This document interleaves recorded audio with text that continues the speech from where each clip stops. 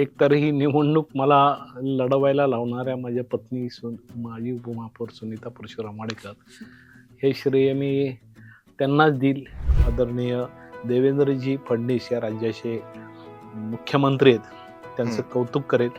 कारण की मला उमेदवारी देत असताना त्यांनी आदरणीय मंत्री महोदय चंद्रकांतदादा पाटील यांना फोन करून सांगितलं की मी RPIला जागा आपण देऊया, परंतु ही जागा परशुराम वाडेकरांना द्या. नाही तुम्ही असं म्हणाल की त्यांच्या घरात त्याची पत्नी आता उपमहापौर आहे, परत त्यांना द्यायचं आहे, परंतु मी ही जागा परशुराम वाडेकरांसाठी देत आहे. आठवलेजींनाही तसं सांगा, कारण की परशुराम एक चळवळीतला कार्यकर्ता आहे, सैनिक कार्यकर्ता आहे आणि त्याला दिलं पाहिजे असं मला वाटतंय. आणि म्हणून देवेंद्र फडणवीस साहेबांनी आग्रह करून ही जागा मला दिली. ते वसाहत म्हणजे सगळे साधे झोपड्या आमच्या, नाही का.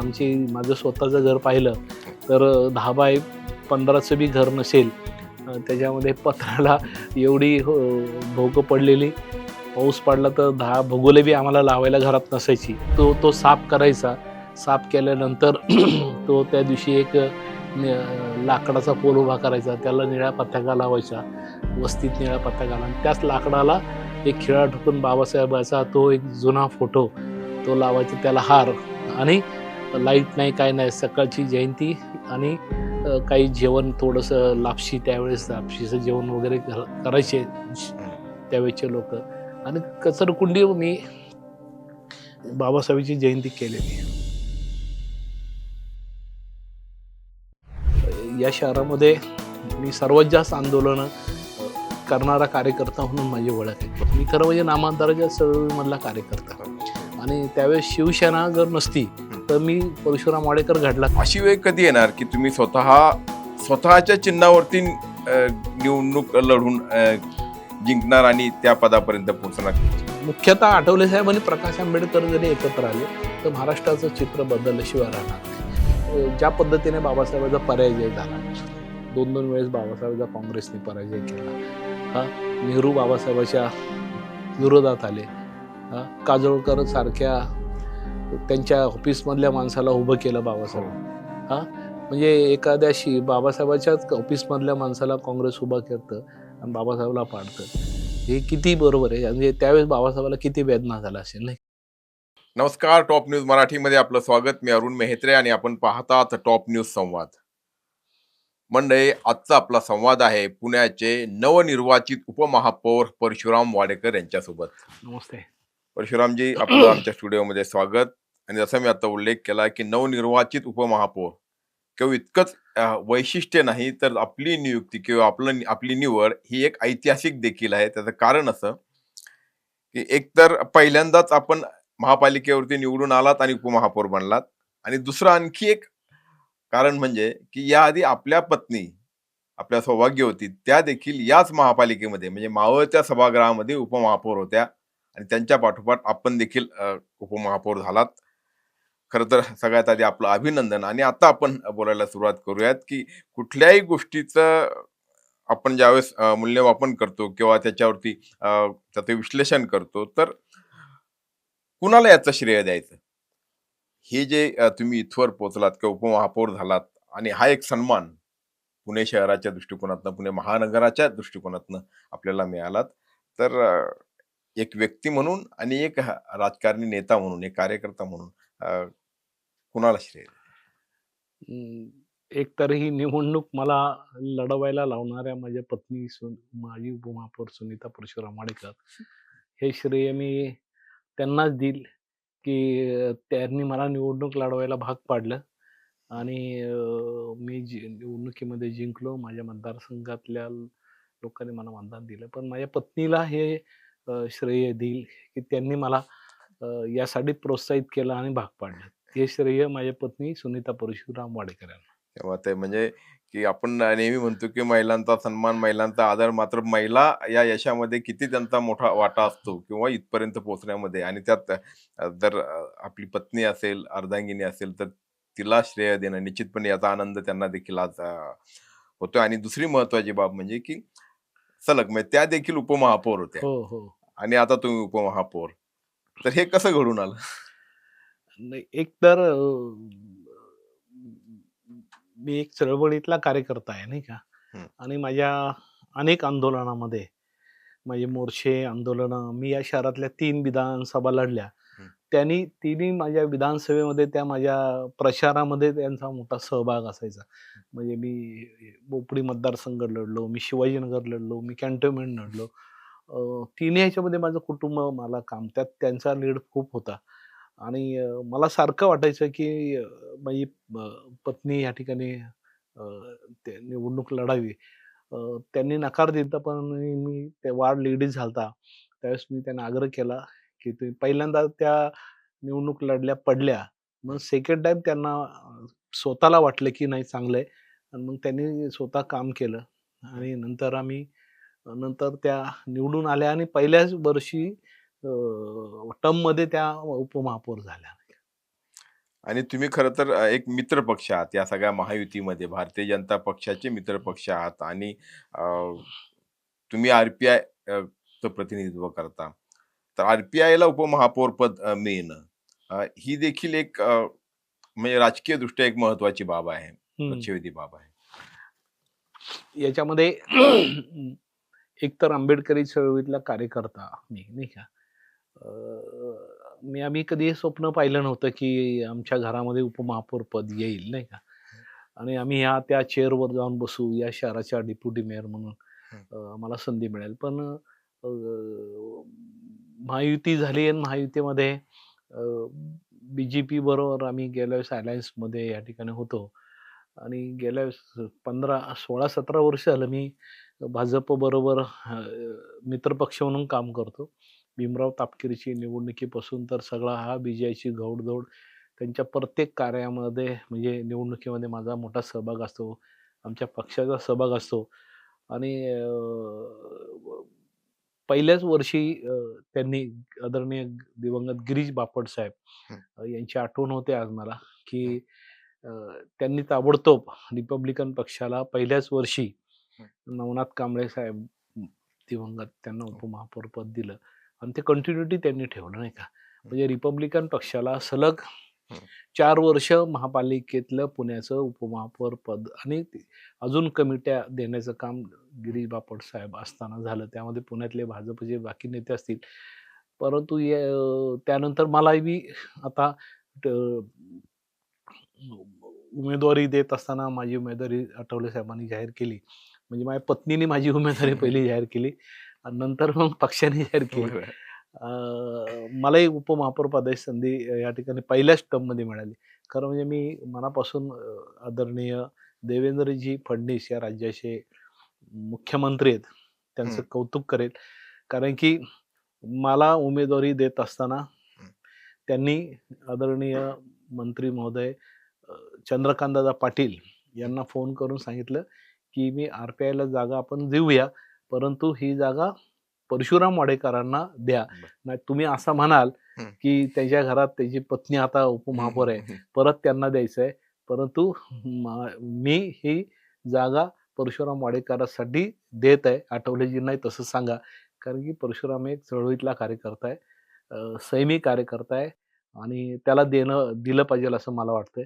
आणि म्हणून देवेंद्र फडणवीस साहेबांनी अ, आग्रह करून ही जागा मला दिली.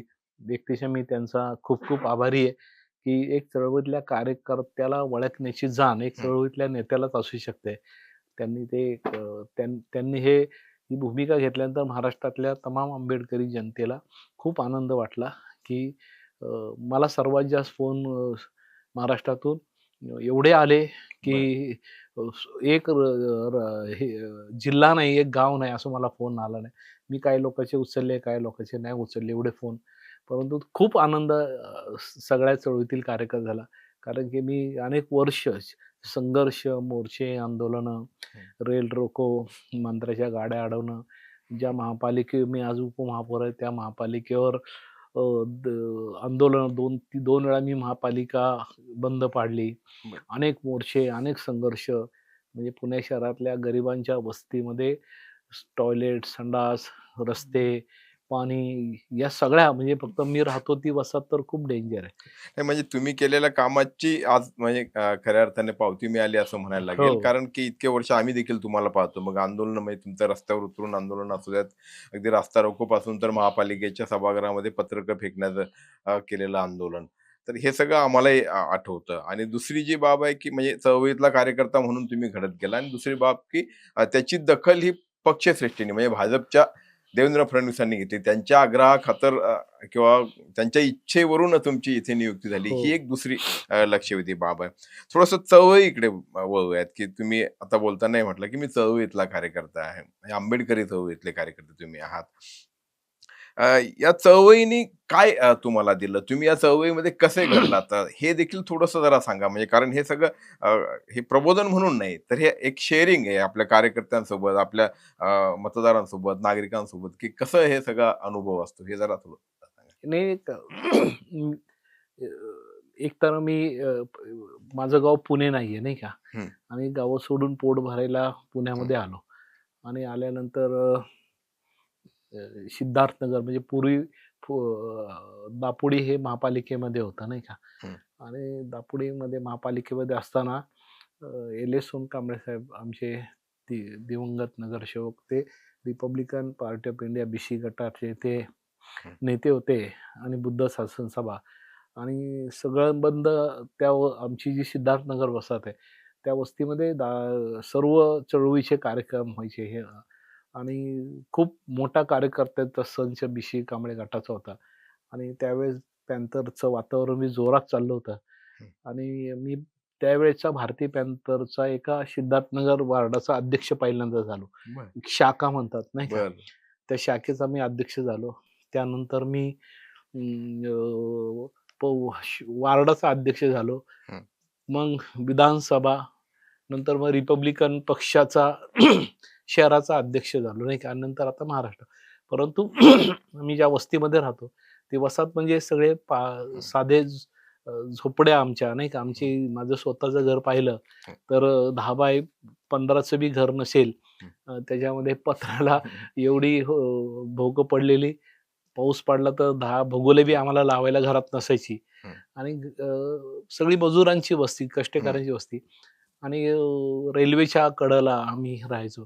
आम्हाला टॉयलेट, संडास मी कधी माझ्या आयुष्यात त्या काळामध्ये मला कधी हं, पाहिलं नाही हं, आम्ही. हं. म्हणजे आमच्या महिला ह्या रेल्वेच्या कडेला त्या टॉयलेटला बसायच्या बाथरूमला. म्हणजे काँग्रेसचं गवत असायचं उंच वाढलेलं.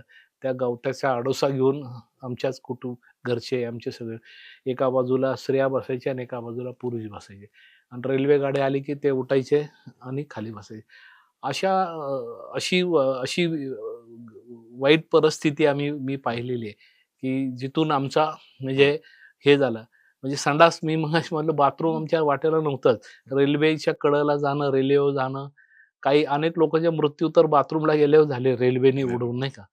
आणि अशी जिथं पाण्याची व्यवस्था नाहीये, तिथं नळ नाहीये, रस्ते नाहीये, रोड नाहीये, लाईट नाहीये. अशा गरीब वसाहतीतून मी पुढं आलेला कार्यकर्ता आहे.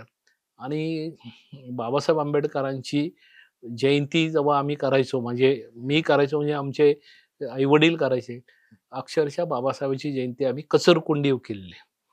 म्हणजे एकतर गाववाल्यांनी आम्हाला काटे लोकांनी जागा दिली अ, राहायला, पालं ठोकायला आणि बाबासाहेबाची जयंती करायची म्हटल्यानंतर पूर्वी आम्ही ती कचरकुंडी म्हणजे त्या वस्तीच्या बाहेर कचरा पडतो. हं, हं. जिथे लोकं बाथरूमला जातात, टॉयलेट जातात, आपण त्याला तिथली उकिरडा म्हणतो असं. उकिरडा म्हणतो. तो साफ करायचा. साफ केल्यानंतर तो त्या दिवशी एक लाकडाचा पोल उभा करायचा. त्याला निळ्या पताका लावायचा. वस्तीत निळा पताका आणि त्याच लाकडाला एक खिळा ठोकून बाबासाहेबाचा तो एक जुना फोटो हं, तो लावायचा. त्याला हार आणि लाईट नाही, काय नाही. सकाळची जयंती आणि काही जेवण थोडंसं लापशी त्यावेळेस हं, लापशीचं जेवण वगैरे हं, करायचे हं. त्यावेळेचे लोकं आणि कचरकुंडी मी बाबासाहेबांची जयंती केलेली.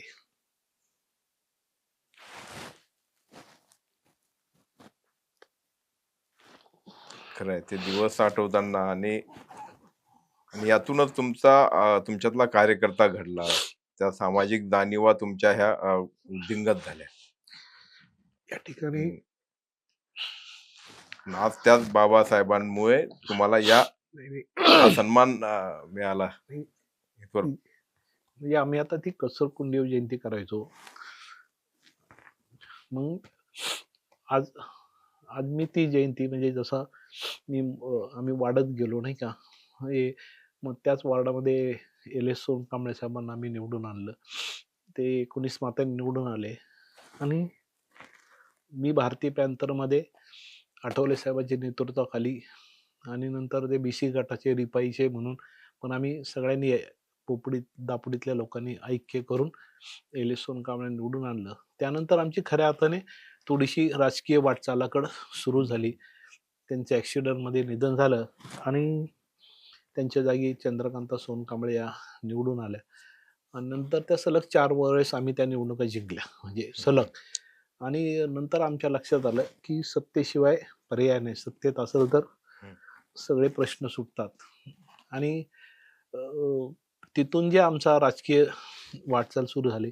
मग मलाही असं वाटायचं की नाही आपण निवडणुका लढल्या पाहिजे आणि मला असं वाटायचं की बाबासाहेब आंबेडकर म्हणाले किंवा आपल्या भिंतीवर लिहून ठेवा की आपल्याला शासनकर्ती जमात व्हायचं आहे, राज्यकर्ती जमात व्हायचं आहे. मग त्यावेळेस कदाचित आमच्या जुन्या लोकांनी प्रयत्न केला असेल नसेल, परंतु बाबासाहेब म्हणले व्हा. परंतु बाबासाहेबांना प्रश्न विचारूशा वाटतो की मला त्यावेळेस की तुम्ही म्हणता निवडणूक लढा, सत्तेत जा, नाही का? पण भाकरीचा प्रश्न, राहण्याचा प्रश्न, एज्युकेशनचा प्रश्न, टोकरीमध्ये एक भाकर सुद्धा नाही आणि निवडणूक कुठून लढणार, नाही का? ते मला वाटतं त्यावेळेचे काही वर्ष असेच गेले असावेत. म्हणजे इच्छा असताना निवडणुकीच्या जुने आमचे आईवडील असेल, आमचे सगळे जुने कार्यकर्ते त्यांनी प्रयत्न केले, पण तेवढी संधी, तेवढी साधनं नव्हती त्यावेळेस, नाही का त्यांना. नाही, संघर्ष हा पाचवीलाच पुजलेला अशी साधारणपणे समाजाची अवस्था हां. होती आणि मग आणि नंतरच्या काळामध्ये थोडंसं आणि मग मी निवडणूक लढायची वेळ आली तरी सुद्धा आर्थिक साधन नाही. विदाऊट साधनाच्या ह्या त्यावेळच्या निवडणुका मी लढलेल्या आहे. आणि म्हणून ज्या ज्या वसाहतीतून आम्ही आलो, ती वसाहत कष्टकऱ्यांची, मुस्लिम, दलित, बौद्ध, मातंग सगळ्या समाज, चर्मकार अशा ह्याच्यातून आम्ही आलो पुढं. आणि मी माईक या शहरामध्ये मी सर्वात जास्त आंदोलनं करणारा कार्यकर्ता म्हणून माझी ओळख आहे. बरोबर आहे. म्हणजे तुम्ही आम्ही तुम्ही इथे सुद्धा तुम्हाला बघतो. आता आता तुम्ही भावनिक जरी झालेला असला तरी तुम्ही किती आक्रमक आहात, हे आम्ही बऱ्याचदा पाहिलेलं आहे आणि बातम्यांच्या माध्यमातून दाखवलेलं देखील आहे. मी आठवले साहेबांच्या नेतृत्वाखाली काम करत असताना मी सातत्याने म्हणजे रस्ता रोको असेल, रेल रोको असेल, संघर्ष असेल, बाबासाहेबाचं नाव ह्याला द्या, त्या वास्तूला द्या, त्याला बाबासाहेबांची भिडेवाड्याचा जयंती प्रश्न. जोरात जाऊ द्या, भिडेवाडा, महात्मा फुले भिडेवाडा हा पहिलं आंदोलन आम्ही सुरू केलं भिडेवाडा. 2 महापालिका 2 वेळा आम्ही आता सगळे माळी समाजाचे लोक आहेत. त्यावेळेस कोणी येत नव्हतं. फार कोण हरी नरके साहेब मला म्हणायचे कोर्टात जाऊन ठीक आहे. तिथले लोक लाईट द्यायचे नाही आम्हाला. माझे 8 गुन्हे दाखल झाले. म्हणजे तिथं त्यावर नितीन पवार साहेब, आम्ही असे 2-4 लोकच आंदोलनं करायचो. आता त्याचं स्मारक होतं. मला खूप आनंद वाटतो. पण ज्या बाबासाहेबांची जयंती आम्ही कचरकुंडीवर सुरुवात झाली असेल, मीच नाही तर अख्ख्या भारतामध्ये हीच परिस्थिती असेल. ती जयंती मी शनिवार वाड्यावर केली. म्हणजे मी शनिवार वाड्यावर निळे झेंडे लावून जयंतीचा उत्सव आठवड्याचा असा भरवायचो. त्याच्यामध्ये निळू फुले, डॉक्टर श्रीराम लागू, मेघा पाटकर, रामदास आठवले, त्यावेळेचे बडे मोठे नाटकं, झुलवाचं नाटक, असे विविध कार्यक्रम मी शनिवार वाड्यावर. ते लोक म्हणले, अरे तू काय शनिवार वाड्यावर जयंती करतो? मग त्यावेळेस असं, अरे आपल्याला शनिवार वाड्याचा इतिहास असा आहे की आपल्या पाठीला डुंगणाला खराटे लावले, गळ्यात मडकं लावलं. पण बाबासाहेबांनी संविधान दिल्यावर सांगितलं हा देश तुमचा आहे, कुठेही तुम्ही काय बी करू. मी त्या भावनेने तिथं नाही आपण शनिवार वाड्यावर जयंती करू. बाबासाहेब आणि कुणी आम्हाला अडवलं नाही, खरं सांगतो. म्हणजे उलट सगळ्यात जास्त सदाशिव नारायणपेठची लोक त्या जयंतीमध्ये पहिल्या 2 लाईनीत येऊन बसायची, नाही का? आणि निळे झेंडे लावून मी शनिवार वाड्यावर अनेक वर्ष जयंती केली, नाही का? मग महापालिकेच्या मार्फत ती जयंती केली. आता बाबासाहेब जयंती विश्वामध्ये होते. पण माझ्या आईबापांनी जयंती कचरकुंडी बाबासाहेबांची केली. म्हणजे कचरकुंडीवरले बाबासाहेब ते अमेरिकेमधल्या विद्यापीठामध्ये जाणारे बाबासाहेब हा प्रवास देखील आम्ही आमच्या पिढीने पाहिलेला आहे आणि त्यामध्ये मी त्याचा एक साक्षीदार आहे आणि मी काय म्हणतो नुसतं बघितलं नाही तर मी त्या खुनशेपोटी नाही बाबासाहेब जयंती जोरात झालीच पाहिजे. मग आम्ही आता शिवाजी महाराज, महात्मा फुले सगळ्या महामानवाच्या जयंत्या खूप जोरात करतो. आणि इथवर तुम्ही हां. असं सगळं एक कार्यकर्ता म्हणून घडत गेला आणि इथवर पोहोचला, हां. असा हा प्रवास आहे. माझी पत्नी उपमहापौर झाल्यानंतर मी तिला म्हणलं, की इथं बाबासाहेबांचा पुतळा बसवायचा आहे महापालिकेत. नवीन इमारत झालती. मी गिरीश बापट साहेबांना सांगितलं, की साहेब इथं बाबासाहेबांचा पुतळा बसला जागा कुठे म्हणले, हाय जागा तिथं खाली जिन्याच्या इथं. बरोबर आहे. हां, ते म्हणले कमी नाही म्हणलं करा. गिरीश भाऊनी भाऊनी ताबडतोब त्याला मान्यता दिली. पालकमंत्री होते, महापालिका त्यांच्या ताब्यात होती. पक्षनेत्याच्या मीटिंग ठराव मान्य केला आणि मी माझ्या संस्थेने पुतळा दिला आणि माझ्या पत्नीने बसवला. माझ्या आयुष्यातला सगळ्यात मोठा आनंद तो आहे, की महापालिकेच्या प्रवेशद्वारावर बाबासाहेबांचा पुतळा. एवढंच नाही तर पलीकडच्या बाजूला संविधान आहे. हो. ते बी मीच लावलेलं आहे. म्हणजे खर्च सगळा मी केलेला आहे. बरं. पूर्ण माझ्या खर्चातून ते लावलंय. आणि त्यावेळेस बी त्याला अनाकानी विरोध होत होता. बोले तुझं नाव टाकायचं. मी मग त्यावेळेस बाबा आढावचं नाव बाबा आढावनं बोलवलं आणि बघा त्यांचं नाव आहे बाबा आढावांचं त्या संविधान पाठीवर आणि प्रिएम्बलचं मोठा तिथं स्तंभ उभा केलेला आहे. आणि माझ्या वार्डात सुद्धा मी फुले, शाहू, छत्रपती, बाबासाहेब यांची सगळी स्मारकं आम्ही केली. शाळेत संविधान स्तंभ उभे केलेले आहेत. बाबा नामांतराचे म्हणजे तुम्ही माझ्या वार्डात आला आमच्या तर ज्या शाळेमधून ज्या वसाहतीमधून मराठवाडा विद्यापीठाच्या नामांतराला विरोध व्हायचा, गावोगावात व्हायचा. फक्त तो मराठवाड्यात नाही, औरंगाबादला नाही, तो प्रत्येक महाराष्ट्रातल्या गावात या नामांतराच्या चळवळीला नामांतराला विरोध होत होता आणि खूप संघर्ष. मी सर्वपल्ली शाळेत शिकलो बोपडीच्या. त्यावेळेस पोलिसांच्या गाड्या लागायच्या नाही का आणि नामांतराची आंदोलनं चालू व्हायची. मी खरं म्हणजे नामांतराच्या चळवळीमधला कार्यकर्ता आणि त्यावेळेस शिवसेना जर नसती तर मी परशुराम वाडेकर घडलाच नसता. म्हणजे शिवसेना त्यावेळेस शिवसेना ह्या अग्रेसिव्ह असायची. बाळासाहेबांचं अग्रेसिव्ह बोलणं असायचं. मग त्याला प्रत्युत्तर म्हणून आमच्या मनामध्ये भूमिका विरोधी असायची आणि आम्ही त्यातून पुढे यायचो. मग मी ज्या गावातून नामांतराला त्याच इथून आम्हाला निवडून दिलं नागरिकांनी आणि मी त्या शाळेला नामांतराची गेट हे लावले, कमानी उभा केला. त्यावेळेस गाववाल्यांनी सगळ्यांनी मला मदत केली. कुणी विरोध केला नाही. म्हणजे एक विरोध होता, एक काळ होता आणि आज मी त्यांचा अनुयायी म्हणून मी लावताना मला कोणी सुद्धा विरोध. आता आमच्या महापालिकेच्या 4 शाळेला मी नामांतर गेट केलेले आहेत. म्हणजे आता एकूणच सामाजिक राजकीय परिस्थिती बदललेली आहे आणि या सामाजिक राजकीय परिस्थितीमध्ये म्हणजे बदललेल्या परिस्थितीमध्ये तुम्ही आता भारतीय जनता पक्षासोबत आहात. तर थोडंसं म्हणजे मला त्या दृष्टिकोनातूनही काही प्रश्न पडतात, की एका बाजूला पॉलिटिकल ऍडजस्टमेंट आणि दुसऱ्या बाजूला वैचारिक संघर्ष, अशी अवस्था आहे का? असं काही घडतं का? कारण शेवटी भारतीय जनता पक्षाकडे बघताना एक म्हणजे जे आता आरोप किंवा टीका होते, की भाजप हा मनुवादी पक्ष आहे, भाजप हा हिंदुत्ववादी पक्ष आहे, भाजप हा काय कट्टरतावादी पक्ष आहे, भाजप संविधान संपवायला निघालाय, असा सगळा आरोप होतोय. आणि दुसऱ्या बाजूला तुम्ही आता भारतीय जनता पक्षाचे लोक कशा पद्धतीनं तुम्हाला म्हणजे देवेंद्र फडणवीस तुम्हाला उपमहापौर करतायत, गिरीश बापट साहेबांनी पुतळा बसवण्यासाठी कशा पद्धतीनं लगेच होकार दिला, तर असं देखील सांगता.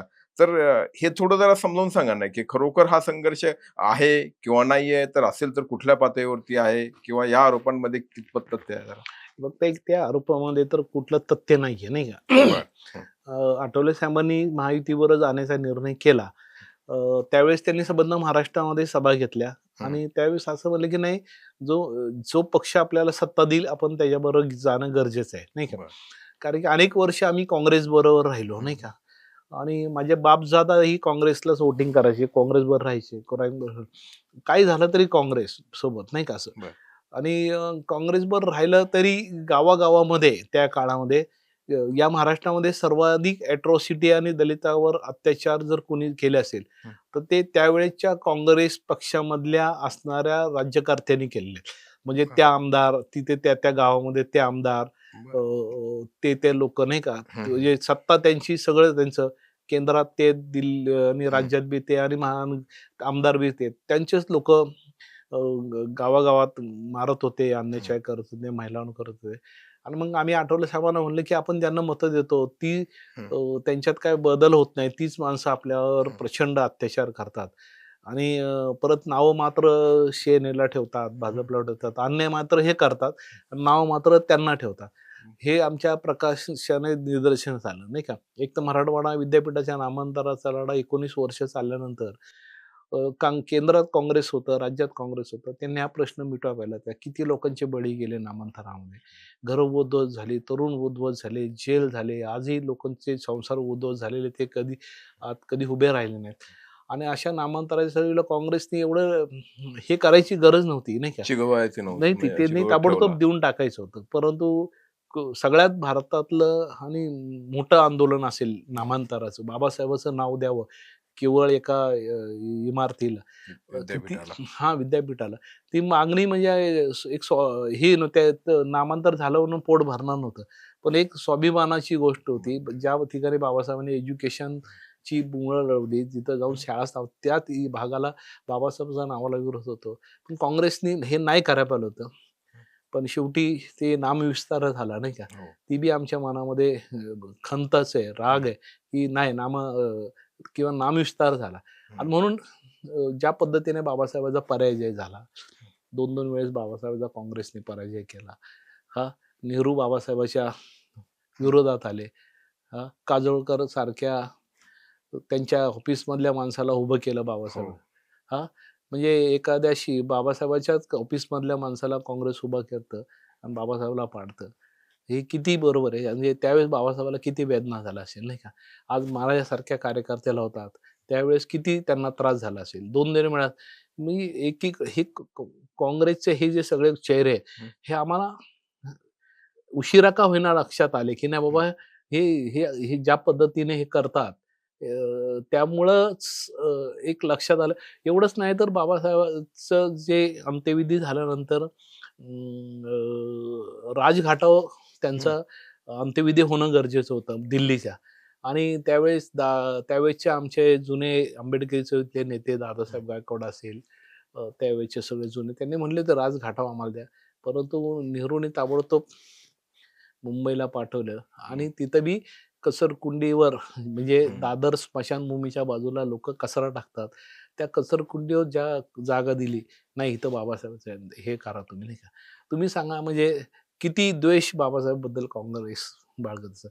आणि आता अखंड भारतामध्ये जर पाहिलं, सगळ्या दलितांवरच्या, आदिवासीवरती अन्याय असेल, अल्पसंख्याकांवरचे अन्याय असेल, त्यांचे प्रॉब्लेम्स असेल, जे विकासाचे सगळे, हे काँग्रेसच्या काळातच थांबले ना. त्यावेळेस जर काँग्रेसने मोठ्या मनाने जर या सगळ्या समूहाला वर नेलं असतं पुढाकार, तसं झालंच नव्हतं. बाबासाहेब आंबेडकरची मुवमेंट, बाबासाहेबांची चळवळ, बाबासाहेबांची 100वी जयंती, बाबासाहेबांचं नाणं काढणं, बाबासाहेबांची शताब्दी करणं, बाबासाहेबाला भारतरत्न देणं, हे इतर पक्षांनी केलं ना. त्या व्ही.पी. सिंगांनी केलं नाही का. मग काँग्रेसबद्दल राग आमच्या मनामध्ये कुठून भरलेला आहे ना. ते जरी आता पण आता हे म्हणजे हे झालं इतिहासामध्ये, काँग्रेस बद्दलचा राग कुठल्या कारणामुळे ते आणि झाला. पण आता म्हणूनच भाजप बद्दलचं ममत्व असण्याचं काय कारण आहे? नाही, मग आता अनेक वर्ष आम्ही कुठेतरी सत्तेत गेलो पाहिजे ना. सत्तेशिवाय शहाणपणा नाहीये. सत्तेशिवाय प्रश्नही मिटत नाही. आणि हिंदुत्वाच्या नावाखाली भाजपला नाही का, किंवा एका संघटनेला बोलणं, मग हे काँग्रेसवाले हिंदुत्ववादी नाहीत का? म्हणजे अखंड काँग्रेस हिंदुत्ववादी आहे काय. म्हणजे मी मागाशी म्हणल्याप्रमाणे हे मारतात आणि नावं ह्यांना ठेवतात नाही का. आणि वेळेला सगळे एकत्र होतात आणि ह्यांना मारतात. आणि मग हे दोन्ही, म्हणजे हे बी हिंदुत्ववादी आहे आणि हे बी हिंदुत्ववादी. मग कुठतरी गेलं पाहिजे, शिफ्ट तर व्हायला पाहिजे ना. हे काँग्रेसवाल्यांना आमची मतं, म्हणजे त्यांना असं वाटतं की अल्पसंख्याक आम्ही, म्हणजे यांचे कायमस्वरूपी हे आहोत. म्हणजे मांडलिक हा वापर करून घेतला असं एक बऱ्याचदा बोललं जाते. बाबा आधी बाळासाहेब काँग्रेसने करून घेतला आणि आता असं बोललं जातंय की आता आरपीआयचा वापर हा भाजप करून घेते. नाही, आता तुम्ही सांगा की आम्ही 7 नगरसेवक होतो काँग्रेस बरोबर पुणे महापालिकेत. आम्हाला दिली का सत्ता? आम्हाला मेन स्ट्रीम मध्ये आणलं का त्यांनी? नाही आणलं साहेब. आम्ही 5 नगरसेवक गेल्या वेळेस आम्ही निवडून आलो. पहिल्या वेळेस आम्हाला उपमहापौर गेलं. प्रत्येकाला वार्डामध्ये निधी दिला. माझ्या वार्डामध्ये सगळे विपश्यना सेंटर तुम्ही बघायला या. हो. लायब्ररी, बजेट म्हणजे ज्याला म्हणतात की नाही का, अरे हे वाईट आहे. तीच लोकं तुम्हाला सामाजिक दृष्ट्याही मदत करतात, ती सत्ता देतात, तुमच्या प्रश्नावर ते बोलतात नाही का. हं. आणि असं कुठं आम्हाला जाणवलंच नाहीये. हं. हे संविधान बदली करणार. हे मी लहानपणापासून ऐकतोय, की बरं. अरे संविधान बदली होणार आहे, बदली होणार आहे. आणि हा सगळा पॉलिटिकली खेळ आहे. मिळवण्याचा हा एक हे फंडा आहे. अशा निवडणूक आल्या की हे संविधान बदली करणार आहे. तर आता मी बी आता एका एजपर्यंत आलो. हं. संविधान काय बदली होत नाही आणि तसं हं. सगळ्यांना माहिती आहे बदली होऊ शकत नाही. नाही. हं. त्याचे खूप नियम हे आणि प्रत्येक पक्षामध्ये 1-2 लोकं असतात आगाऊ, नाही का? त्यांनी एखादं वाक्य वापरलं म्हणून तो अख्ख्या पक्षाचं वाक्य नसतं कोणाचंही. नाही, समजा कसं आर-एस-एस सोबत संबंध थेट जोडला जातो. मग भाजप कोण तर मग आर-एस-एसची एक शाखा आहे किंवा अपत्य आहे. मग आर-एस-एस मध्ये मांडले गेलेले विचार आहेत किंवा गोरकर गुरुजींनी बंच ऑफ थॉट्स मध्ये जे सांगितलं त्याच्याविषयी प्रश्न उपस्थित नाही, नाही केले आता जातात. भाजप आता संघाचे जे मोहन भागवत जे आता ते हं. मांडणी करतात किंवा बीजेपीचे आता सगळे नेते मांडणी करतात. त्यामध्ये बदल खूप झालेला आहे ना आता. बदल. आता भाजपमध्ये सुद्धा म्हणजे आता सकाळी या पक्षात तर संध्याकाळी त्या पक्षात. कुठली विचारधारा राहिली साहेब नाही का? म्हणजे आज संध्याकाळी ना तिकीट मिळालं, की काँग्रेसमधला माणूस भाजपमध्ये जातो, भाजपमधला माणूस काँग्रेस. विचारधारा ही राहिलीच नाही. आज महापालिकेमध्ये आता एवढी मोठी सत्ता आली, त्यामध्ये किती लोकं कोणाच्या पक्षाचे आहेत? मुळात जिथं आता सत्ता मिळेल आणि डेव्हलपमेंट होईल किंवा जे लोकं असतील त्यांच्याबरोबर लोकं जातात. आता परिस्थिती विचारधारेचा राहिलंच नाही. विचारधारा काय म्हणतात त्याला? पूर्वी व्हायचं या विचारधारेवर नाही का? आता हे विचारधारा ही चवीपुरती राहिली. मेन हां. कोर्स हा काही राहिला नाही नाही, अशी आहे. काय पण ही राहिलं नाही. दुर्दैवाने आणि आता दुर्दैवाची बाब आहे. भाजप सारखा पक्ष देखील अ, आता सर्वसमावेश सगळ्याला सोबत घेऊन सर्वसमावेशक झाला. जाण्याचं. आज आठवले साहेबांना मंत्री केलं, नाही का? ते 2-2, 3-3 वेळेस त्यांना मंत्री केलं. पण काँग्रेसवर त्याच्यावरही प्रश्न उपस्थित होतो, काँग्रेसवाल्यांनी की बाबा आर-पी-आय मध्ये नेते तुपाशी आणि कार्यकर्ते उपाशी अशी अवस्था असते. काय माहिती आठवले साहेब सारखे मुख्यमंत्री एक होत आहेत. एक तर आर-पी-आय मधले कार्यकर्त्याची अडचण अशी आहे, की महाराष्ट्रामध्ये त्यांनी त्यांचे मतदारसंघ बांधले पाहिजे. त्यांनी त्या वार्डामध्ये काम केलं पाहिजे. हं. आता मला आमदार व्हायचं असेल, तर मी चळवळीमध्ये खूप काम करतो आणि मी आता युतीमध्ये आहे. एखादा हे असं होत नाही ना. बरोबर. ते वार्डात काम प प वार्डात जाऊन तुम्ही काम कराल, नाही का? तुम्ही संघटना बांधाल, तुमची ताकद निर्माण कराल, ऑटोमॅटिक तुम्ही निवडून याल नाही. बरं. नुसतं मित्र बरोबर आहे म्हणून तुम्ही निवडून येता का? आता होत नाही. परंतु अ, ही गोष्ट नक्की खरी आहे, की भाजपने रिपब्लिकन पक्षाला, कार्यकर्त्याला सत्ता दिली पाहिजे. हं. त्यांनी या पक्षाच्या लोकांना पुढे आणलं पाहिजे. मी फडणवीस साहेबाला या निमित्ताने विनंती करेल, की 15, 16, 17 वर्ष झालं आम्ही तुमच्यासोबत आहोत नाही का? हं, हं. आंबेडकरी चळवळ आठवले साहेब तुमच्यासोबत आहे. तर या खूप कष्टाने हे कार्यकर्ते आलेले आहेत. या कार्यकर्त्याला संधी जशी मला दिली, तशी इतर कार्यकर्त्याला देखील आमदार केलं पाहिजे. महामंडळ दिलं पाहिजे. सत्तेमध्ये काहीतरी दिलं पाहिजे. अशी आमची मनापासूनची अपेक्षा आहे. देतील असं मला विश्वास आहे. कारण प्रत्येक वेळी उमेदवार निवडून येतीलच असे होऊ शकत नाही. पण मतं मात्र म्हणजे आर-पी-आयच्या विचारांची मतं ही महायुती म्हणून पडत असतात आणि मग त्याचा उपयोग सत्ताधाऱ्यांना होतो किंवा जे कोणी निवडून येतात त्यांना होतो. तेव्हा त्या मतांचा विचार होणं देखील आवश्यक असतं. मग तुमचे उमेदवार निवडूनच आले पाहिजे असं नाही, तर त्याचा विचार होऊन म्हणजे जसं आता की ठीक आहे, की आता राष्ट्रवादी काँग्रेस पक्ष किंवा शिवसेना सोबत आहे, त्यांचे आमदार निवडून येतात आणि मग ते उपमुख्यमंत्री बनतात. पण त्याच्यामध्ये मतांचा वाटा हा आर-पी-आय किंवा यांचा पण असतो ना. हो, 100% असतो. म्हणून तर सांगतो, की जेव्हा आठवले साहेब यांच्याबरोबर युती केली, म्हणजे हं. ज्यावेळेस आठवले साहेब पूर्वी खासदार होते सोलापूरमधून नाही का, त्यावेळेस काँग्रेसने त्यांना मंत्री किंवा काहीतरी पद दिलं पाहिलं होतं. त्यांचं सामान बाहेर फेकलं. बरोबर. हां. आणि मग त्यावेळेस गोपीनाथ मुंडे साहेब नाही का, यांनी साहेबांना बोलून जवळ केलं, की नाही, की तुम्ही या. परंतु ही गोष्ट एवढीच खरी आहे, की आंबेडकरी चळवळीतील कार्यकर्त्यांना आणि आता जर तुम्ही कालच्या विधानसभेच्या निवडणुका बघितल्या तर महाराष्ट्रामध्ये पुण्यामध्ये सुद्धा आंबेडकरी राईट मतं ही भाजपला पडलेली आहेत. त्या वस्तात ते त्या बेल्टमधून मतदान झालं. एवढंच नाही तर मुस्लिम समाजाने देखील भाजपला वोटिंग केलेलं आहे. म्हणजे मी जिकडं राहतो, जे माझे मित्र आहेत बऱ्यापैकी त्यांना वोटिंग. आता लोक व्यक्ती बघतात, बाबा हा काम करणारा माणूस आहे, हा सर्वांना समावेश आहे, लोक मतं देतात. आता आमच्या वसतीमधून मी सगळ्यांनी मतदान झालेलं आहे. त्यामुळं आता मतं ट्रान्सफर व्हायला सुरुवात झालेली आहे. म्हणजे आता मुरल्यांना मोहोळ एवढ्या मतांनी निवडतात. आमचे जे दलितांचे आंबेडकरी बेल्ट आहे त्यातून आता यांना भाजपला मतदान झालेलं आहे.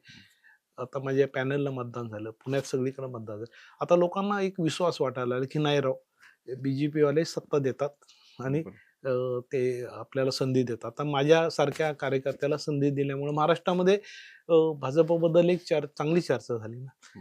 खरं म्हणजे मी मुरल्यांना मोहोळ नाही का, जे खासदार माझे मित्र आहेत त्यांचे आभार मानन नाही का, मी चंद्रकांतदादा पाटील यांचे आभार मानन, आमचे शहराचे अध्यक्ष संजय सोनवणे, या ठिकाणी गणेश बिडकर आणि भाजपचे अध्यक्ष धीरज घाटे, माधुरीताई असेल, सगळ्यांचे अभिनंदन करेल.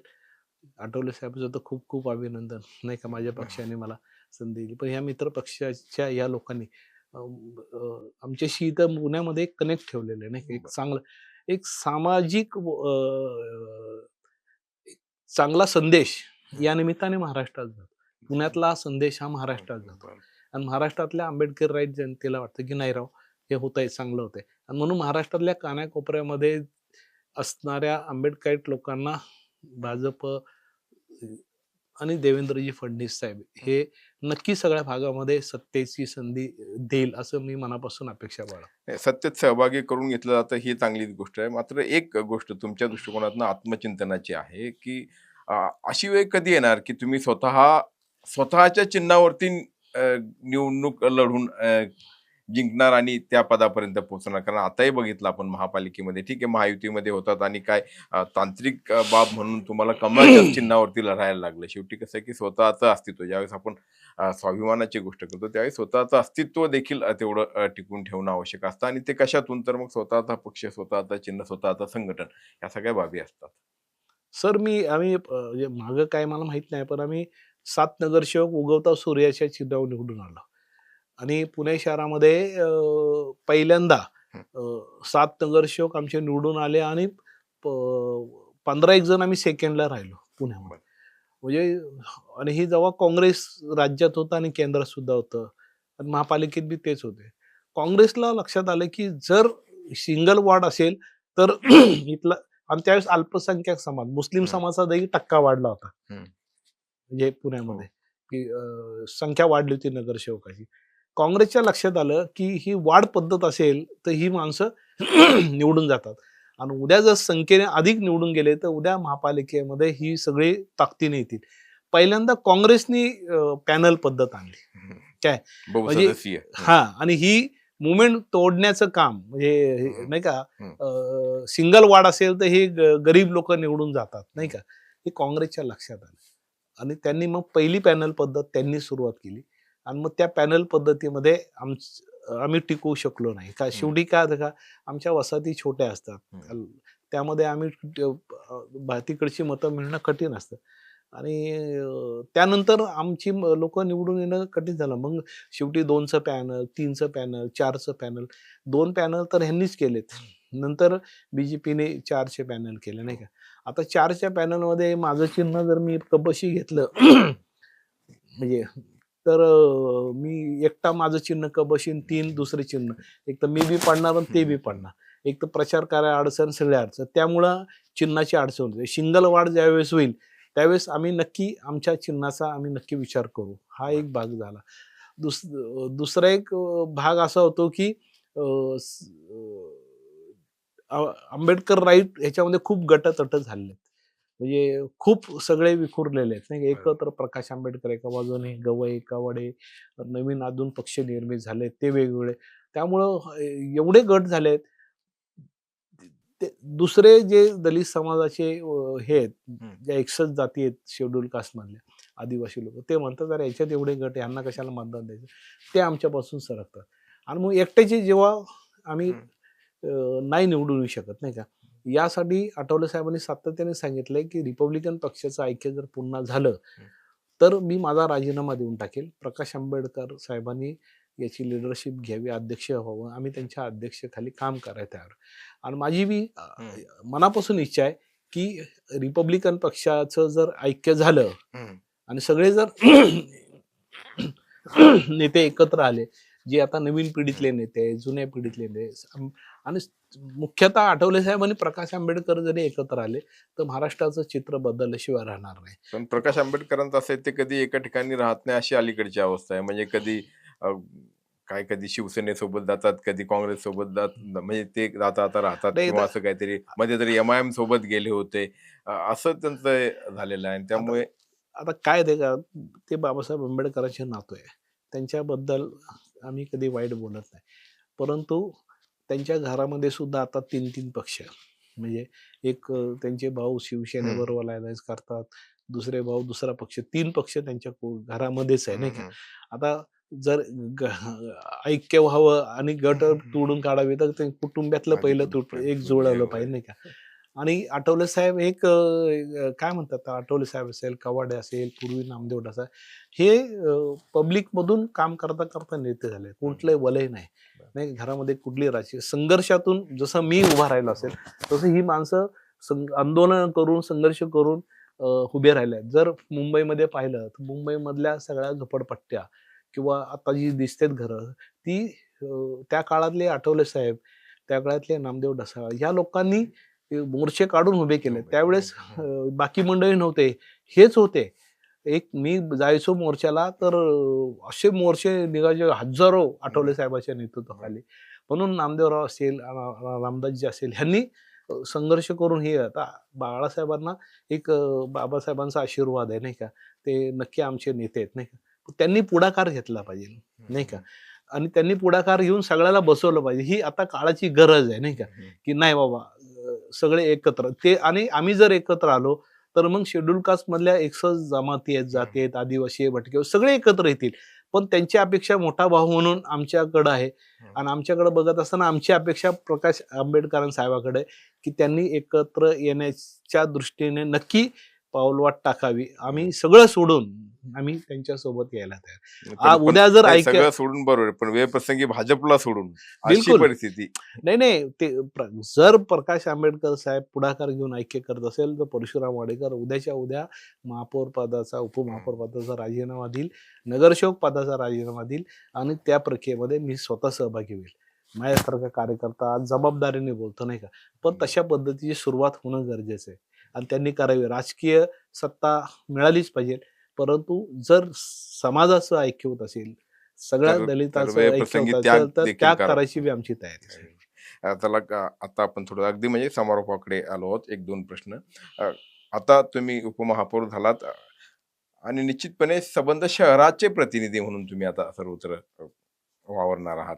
त्यामुळे केवळ वार्डापुरता विचार करून चालणार नाही, तरी शहराच्या दृष्टिकोनातून म्हणजे आज पुणे शहर असा झालंय की आम्ही ज्यावेळेस फिरतो किंवा तुम्ही ज्यावेळेस फिरतो की हे अतिशय बकाल, गलिच्छ, नंतर काय वाहतूक कोंडी, पाण्याचा प्रश्न, प्रदूषणाचा प्रश्न, असं सगळं अवस्था आहे पुणे शहराची, या महानगराची आहे, जे आपण स्मार्ट शहर करायला निघालो होतो. कुठल्या गोष्टींना प्राधान्याने तुम्ही महत्व देणार आहात? कुठले प्रश्न हे सोडवले पाहिजेत? उपमहापौर म्हणून तुम्ही आता केवळ कसं असतं की हे ठीक आहे, सभा समारंभामध्ये सहभागी होणं हा एक भाग असतो तुमच्या पदाचा किंवा तुमच्या सन्मानाचा. मात्र शहराला एक चांगलं बनवणं, त्याला एक दिशा देणं, ही देखील तुमची जबाबदारी आहे. तर त्या दृष्टिकोनातून काय विचार? साहेब माझा आज 4था दिवस आहे, म्हणजे कार्यभार आम्ही सुरुवात केलेली नाही का. एक पहिली जीबी झाली आणि कालची दुसरी जीबी, आजचा 4था दिवस आहे. मी पहिल्या दिवशी सकाळी 6 वाजता आरोग्य कोठीवर होतो आणि आज मी पुन्हा आरोग्य कोठीवरच होतो नाही का. शहरामध्ये सर्वात जास्त स्लम आहे, त्या स्लम मध्ये जर आज मी पाहिले तर स्वच्छता बिलकुल शून्य आहे, कचऱ्याचे ढीग लागलेले आहेत, टॉयलेट साफ नाहीये, त्या टॉयलेटवर बजेट दिले नाही, ते पुन्हा रिडेव्हलपमेंट झाले नाही. 4 वर्ष प्रशासक असल्यामुळे सगळे टॉयलेट डिस्टर्ब झालेले आहेत. आणि आज बी पुणे शहरातला स्लम आहे, त्या स्लममध्ये जेवढा पाहिजे तेवढा विकास झालेला नाही. आणि या 4 वर्षानंतर तर पुन्हा खड्डे, रस्ते, ड्रेनेज आणि आतमधल्या सगळ्या अख्ख्या शहरातल्या झोपडपट्ट्यामधलं ड्रेनेज उद्ध्वस्त झालेलं आहे, टॉयलेट उद्ध्वस्त झालेलं आहे. माझी प्रथमतः मी हेच काम केलेलं आहे, की पहिल्यांदा त्या झोपडपट्ट्यांमध्ये जाऊन तिथला कचरा, तिथले टॉयलेट्स, तिथले कर्मचारी काम करतात का नाही. आज मी सकाळी जेव्हा कोटीव गेलो, आता घनकचरा विभागाचे आदरणीय सपकाळ साहेब आणि माझ्या या विभागाचे क्षत्रिय नाईकर साहेब, मी जेव्हा हजेरी द्यायला 6 वाजता गेलो, नाईकर साहेब आणि मी होतो, सपकाळ साहेब होते, तर पटलावर 54 लोक काम करतात आणि आज आज हजर झालेत ते 20-25 जण. त्या ठेकेदार पद्धती कायमचे लोक, म्हणजे बाकी 20 लोक तर नाहीच आहेत. आणि पाठीमागच्या 2 दिवसाचे हजेरी पुस्तक बघितले तर सगळे हजर दिसतात, नाही का. म्हणजे या 4 वर्षामध्ये झाले असे की प्रशासन आणि पकड सुटलेली आहे, त्यांच्यावर कोणाचा वचक राहिलेला नाही. त्यांना सवय लागलेली आहे, नाही झाडू मारलं, नाही काम केलं तरी काय होणार नाही, आपली हजेरी लागते. ही जी मोठी चैन निर्माण झालेली आहे, यासाठी काल मी सपकाळ साहेबाशी भांडून सकाळी आम्ही त्यांना घेऊन एका कचरकुंडीवर गेलो, अनेक वस्तीवर गेलो, टॉयलेटवर गेलो. त्यांच्या निदर्शनास आणून दिलं की माझी प्रथमतः सगळ्या शहरातल्या, मी आज तुमच्या चॅनलच्या मार्फत सांगतो, मी प्रभागामध्ये आज फिरलो, उद्या मी कुठल्याही प्रभागात जाईल, मला स्वच्छता, झोपडपट्ट्यांमधला घाण, कचरा, टॉयलेट स्वच्छता दिसली नाही तर मी स्वतः संडास साफ करेल. आणि उद्या शहराला सांगायची वेळ येईल की उपमहापौरांनी संडास साफ केले. आणि आयुक्तांना माझी विनंती आहे की तुम्ही ताबडतोब यांना नाईलावून आणलं पाहिजे. हे लोक काम करत नाही, हे आमचेच आहेत, हे गरीब लोक आहेत, परंतु त्यांना कळतच नाही की हा शहर उद्ध्वस्त झालेला आहे. ज्या स्लम मधल्या झोपडपट्ट्यांमधला कचरा म्हणजे आयुष्यभर आम्ही नरकात राहिलो आणि आता पुन्हा नरकातच राहतोय. ते आहे तसे राहतात, करणार काय. म्हणजे तक्रारी करून करून नागरिक बी वैतागलेत, नगरसेवक बी बोलतात.